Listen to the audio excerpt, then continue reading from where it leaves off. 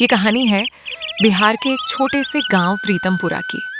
उसी गांव में रवि नाम का एक युवक अपनी पत्नी गंगा और अपनी बूढ़ी माँ के साथ रहता था।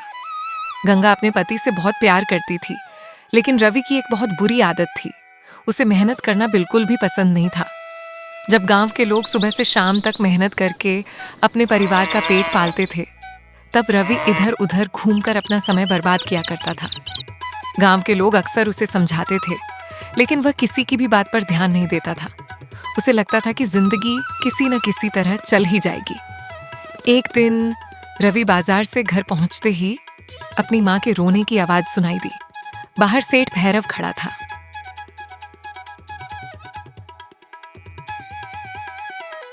कमला, बहुत इंतजार कर लिया। अब मुझे मेरे पूरे 15,000 रुपए चाहिए। अगर 7 दिनों में पैसे नहीं मिले तो यह झोपड़ी मेरी होगी। सेठ जी, बीमारी में मजबूरी थी, थोड़ा और समय दे दीजिए। सेठ जी, आपकी एक एक पाई लौटा दूंगी, बस थोड़ा सा और समय दे दीजिए। कमला, ये बात तुम पिछले 3 महीने से बोल रही हो। अब मुझे तुम्हारी बातें नहीं, अपने 15,000 रुपए चाहिए।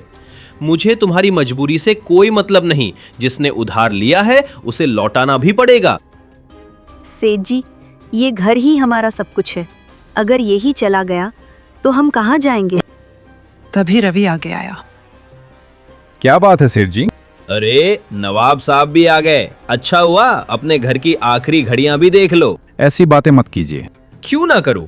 तुम्हारी माँ ने मुझसे 15,000 रुपए लिए थे। अब ना पैसे हैं ना काम, तो घर ही ले लूंगा। मैं आपको वचन देता हूँ, आज से मैं मेहनत करूंगा। 7 दिनों के अंदर आपका पूरा 15,000 रुपए चुका दूंगा। सेठ जोर से हंस पड़ा। तू जो आज तक एक दिन भी ढंग से काम नहीं कर पाया, ये तू मेरा पैसा वापस करेगा। मुझसे गलतियां हुई हैं, लेकिन इंसान बदल भी सकता है। मैं आपसे वादा करता हूँ, आपके सारे पैसे जरूर लौटा दूंगा। ठीक है, अगले सोमवार मैं फिर आऊंगा। अगर पैसे नहीं मिले तो ये झोपड़ी मेरी होगी। सेठ वहां से चला गया। कुछ देर तक घर में सन्नाटा छाया रहा। गंगा धीरे धीरे रवि के पास आई।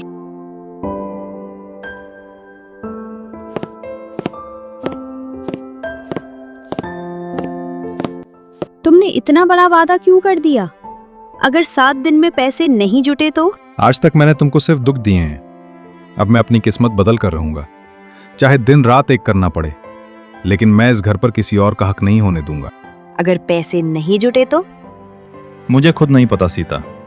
उस वक्त बस माँ के आंसू दिखाई दे रहे थे। अगर मैं कुछ नहीं बोलता तो आज ही हमारा घर चला जाता। वादा करना आसान होता है रवि, लेकिन उसे निभाना बहुत मुश्किल। जानता हूँ, लेकिन अब मेरे पास डरने का वक्त नहीं है। तुम्हें याद है शादी के बाद तुमने मुझसे क्या कहा था? क्या? तुमने कहा था, मैं तुम्हें कभी दुख नहीं दूंगा। और मैं अपना वादा निभा नहीं पाया। मैंने कभी बड़े घर, बड़े कपड़े या गहनों की उम्मीद नहीं की। मुझे बस इतना चाहिए था कि शाम को जब तुम घर लौटो तो तुम्हारे चेहरे पर मेहनत की थकान हो, बेबसी नहीं। अभी भी देर नहीं हुई है रवि। इंसान तब हारता है जब कोशिश करना छोड़ देता है। अगर घर चला गया तो? घर ईंटा और मिट्टी से नहीं बनता रवि, परिवार से बनता है। जब तक हम साथ हैं, भगवान कोई न कोई रास्ता जरूर निकालेंगे। तुम्हें मुझ पर सच में भरोसा है? अगर मुझे तुम पर भरोसा नहीं होता तो मैं आज भी तुम्हारे साथ खड़ी नहीं होती। सॉरी, माफ कर देना। मैंने तुम्हें सिर्फ तकलीफ दी है। नहीं, तकलीफ गरीबी ने दी है, तुमने नहीं। लेकिन अगर तुमने आज भी मेहनत नहीं की तब गलती तुम्हारी होगी। बस अब और नहीं। आज से मेरी जिंदगी का हर दिन मेहनत के नाम होगा, चाहे धूप हो या बारिश। मैं तब तक नहीं रुकूंगा जब तक इस घर का कर्ज नहीं चुका देता। यही रवि मुझे देखना था। मैं भी तुम्हारा साथ दूंगी। खाना बनाना हो, थैला संभालना हो या रात भर काम करना हो, अब हम दोनों मिलकर अपनी किस्मत बदलेंगे।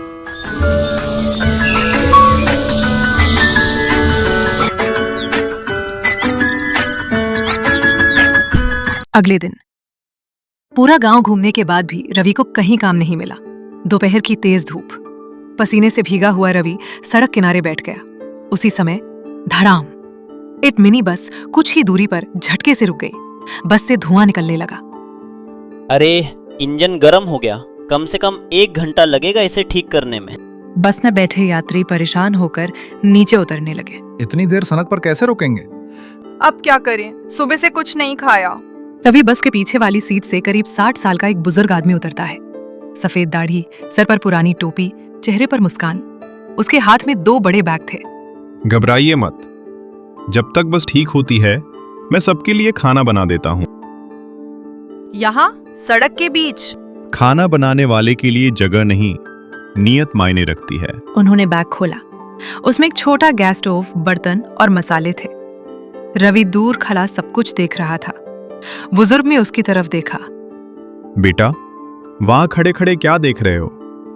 जरा ये पानी की बाल्टी भर लाओ। रवि दौड़कर पास के हैंडपंप से पानी भर लाया। फिर बिना कहे लकड़ियां, बर्तन और बाकी सामान भी लगाने लगा। कुछ देर बाद बुजुर्ग चिकन और चावल बनाने लगे। खुशबू पूरे रास्ते में फैल गई। सभी यात्री बेसब्री से इंतजार करने लगे। एक यात्री ने मुस्कुराकर कहा, लगता है आज किस्मत से होटल का खाना मिल जाएगा। करीब आधे घंटे बाद बुजुर्ग ने सबको खाना परोसा। पहला निवाला खाते ही वाह, ऐसा स्वाद तो बड़े बड़े होटलों में भी नहीं मिलता। सब लोग उनकी तारीफ करने लगे। रवि भी चुपचाप एक तरफ खड़ा था।